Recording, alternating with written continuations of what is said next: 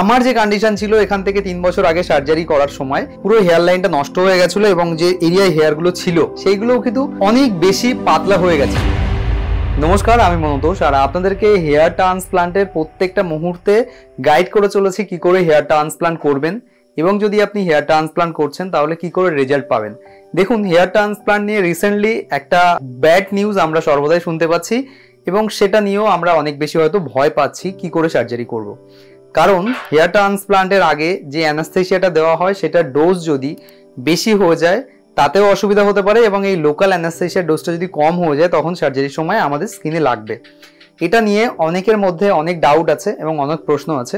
যারা এই বিষয়গুলো নিয়ে প্রত্যেকটা মুহূর্তে ভয় পাচ্ছেন তাদেরকে আমি একটাই কথা বলবো, আপনি যদি ভালো কোনো জায়গা থেকে সার্জারি করেন তাহলে আপনার সঙ্গে এরকম কোনো কিছু হবে না।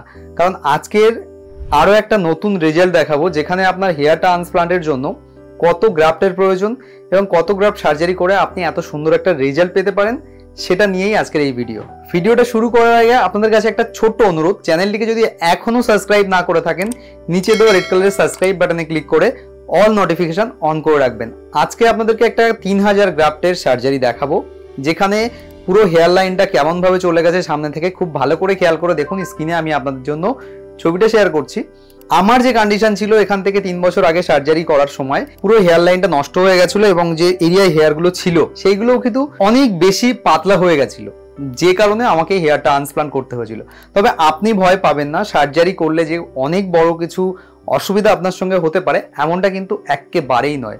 আমি কলকাতার মধ্যে ক্লিনিকে ভিজিট করে দেখেছি, এখনো পর্যন্ত যতগুলো পেশেন্টের সার্জারি হয়েছে তাদের কিন্তু সব থেকে ভালো এবং রেজাল্ট বুস্ট করেছে, কারণ তাদের টেকনিকটা বেশি করে ম্যাটার করে কোন টেকনিকে হেয়ার ট্রান্সপ্লান্ট হচ্ছে। আজকের এই যে পেশেন্টের হেয়ারের কন্ডিশন দেখছেন, এত বাজে একটা কন্ডিশন তৈরি হয়েছে, হেয়ারগুলো পাতলা হয়ে গেছে এবং দুটো সাইড থেকে ফাঁকা হয়ে গেছে। এই ধরনের সার্জারির জন্য প্রথমেতেও গ্রেড 3 পেশেন্ট, তাই জন্য 3000 গ্রাফটের প্রয়োজন ছিল এবং 3000 গ্রাফট পেছনে সেফ ডোনার এরিয়া মার্কিং করে লোকাল অ্যানাস্থেসিয়া দিয়ে সেখান থেকে আপনার গ্রাফটগুলোকে বের করে এনে সামনে ইমপ্ল্যান্ট করা হয়েছে। এবার এই ইমপ্ল্যান্টের ছবি ধরে যদি আপনাদেরকে দুটো চারটে কথা বলতে চাই যে কিভাবে টেম্পেল ক্রিয়েশন করা হয়েছে এবং সামনের এরিয়াটাকে পুরোপুরি ফিল করা হয়েছে। এই জায়গায় অর্থাৎ যে জায়গাটা মার্কিং করা হয়েছিল হেয়ার লাইনের জন্য সেই জায়গাতে সুন্দর করে গ্রাফটগুলোকে ফিল করা হয়েছে। এই গ্রাফট ফিল করার ঠিক 4 মাস পরে রেজাল্ট আসা শুরু হয়। আর এই সার্জারিটা আমি আপনাদেরকে বললাম যে অ্যানাস্থেসিয়া দেওয়ার কারণে অবশ হয়ে থাকে, যে কারণে আপনার পিছনের যে চুলগুলো তোলা হয় সেগুলো থেকেও আপনি বুঝতে পারেন না গ্রাফটগুলোকে তোলা হচ্ছে এবং যে হেয়ারগুলো বসানো হচ্ছে সেগুলো এত স্মুথলি সিলেটিং করা হয় সাফায়ার দিয়ে। এখানে যে সার্জারিটা করা হচ্ছে এটা কিন্তু FUE টেকনিকে করা হয়েছে উইথ সাফায়ার এবং এই সাফায়ারে যদি আপনি ট্রান্সপ্লান্ট করতে চান তাহলে আপনার 25 টাকা মিনিমাম গ্রাফটের কস্ট ধরে এগোতে হবে।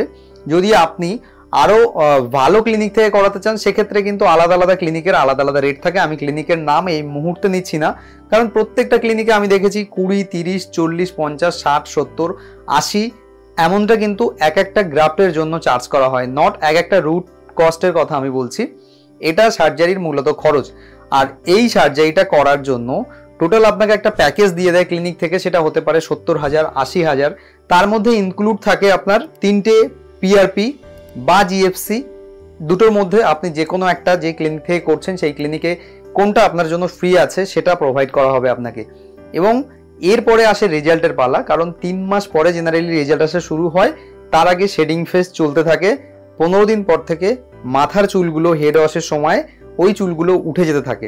এই সময় অবশ্যই অ্যান্টি ড্যান্ড্রাফ শ্যাম্পু সপ্তাহে একবার, মাইল্ড শ্যাম্পু সপ্তাহে মিনিমাম 3 বার, টোটাল 4 দিন, এবং স্ক্যাল্পটাকে ক্লিনিং রাখা, ডাস্ট অ্যালার্জি থাকলে সেই বিষয়গুলোকে খেয়াল রাখা। আর হ্যাঁ, সার্জারির সময় যদি আপনার স্কিনে কোনো সমস্যা হয় তাহলে কিন্তু ডাক্তারবাবুরা আপনার অ্যালার্জি এবং সেন্সিটিভ টেস্ট করানোর পরে তারপরে আপনাকে সার্জারির জন্য প্রিপেয়ার করবে। এটা সার্জারির জন্য যে প্রসেসগুলো ফলো করা হয় সেগুলো আপনাদেরকে বললাম। এবং এখানে যে 3000 গ্রাফটের ইমপ্ল্যান্ট করা হয়েছে এবং তার 6 মাস পরে খুব খেয়াল করে দেখুন যে রেজাল্টটা পাওয়া গেছে, একটা সুন্দর রেজাল্ট চলে এসছে। আপনি এই সময় আমাকে একটা প্রশ্ন করতে পারেন যে এত সুন্দর রেজাল্ট কি করে পাওয়া গেল। আমি আপনাকে একটাই কথা বলবো, আপনার কেয়ারের উপরে এবং আপনার বডির যে ভিটামিনের যদি ডেফিসিয়েন্সিগুলো সঠিকভাবে ঘাটতিগুলো পূরণ হয়ে যায় তাহলে কিন্তু অবশ্যই আপনার রেজাল্ট আসবে। কারণ আমারও নিজের ভিটামিনের কিছু ঘাটতি ছিল, যে কারণে আমার হেয়ার ফলের একটা সমস্যা ছিল, তারপরে মাল্টিভিটামিন, ক্যালসিয়াম এবং হেয়ার লসের যে ট্রিটমেন্ট বলতে পারেন পিআরপি, জিএফসি, মিনোক্সিডিল, যেগুলো আমাদের হেয়ার গ্রোথ করতে খুব বেশি করে সাহায্য করে।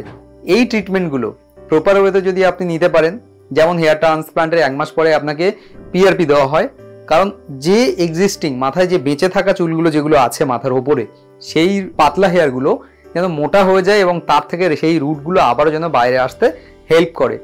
এর জন্যই কিন্তু আপনাকে পিআরপি দেওয়া হয়।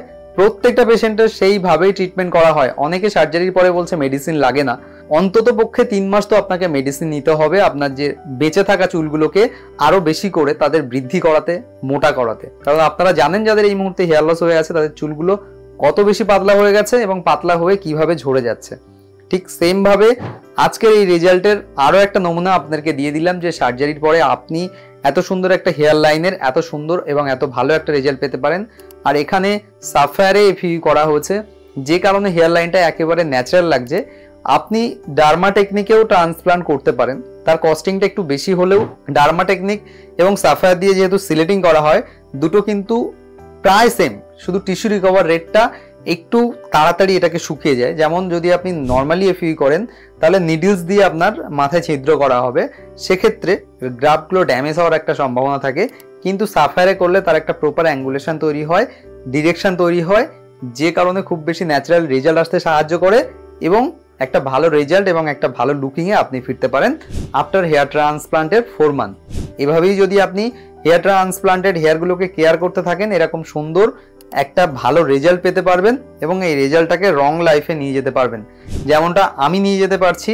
আর আপনাদের সঙ্গে প্রত্যেকটা মুহূর্তে হেয়ার ট্রান্সপ্লান্টেড পেশেন্টের জার্নি, আমার নিজের জার্নি প্রত্যেকটা মুহূর্তে শেয়ার করব। তাই চ্যানেলে যদি এইরকম ধরনের ভিডিও পেতে চান অবশ্যই একটা করে কমেন্ট করবেন। আর যে কোনো সমস্যার জন্য স্ক্রিনে দেওয়া নাম্বারে সরাসরি আমাকে কল করে আপনাদের সমস্যাগুলো সরাসরি আমাকে জানাতে পারেন। যে কোনো ছোটোখাটো সমস্যা থাকলে আজই কল করুন এবং জেনে নিন আপনাদের কি করতে হবে। আর বলি, মাথায় যদি চুল ঝরে গেছে তাহলে আর অপেক্ষা না করে হেয়ার ট্রান্সপ্লান্ট করুন এবং একটা সুন্দর লুকিংয়ে ফিরে আসুন উইথিন 4 মাস। ভিডিওটা দেখার জন্য আপনাদেরকে অসংখ্য ধন্যবাদ। দেখা হচ্ছে পরবর্তী আরও একটা নতুন ভিডিওতে।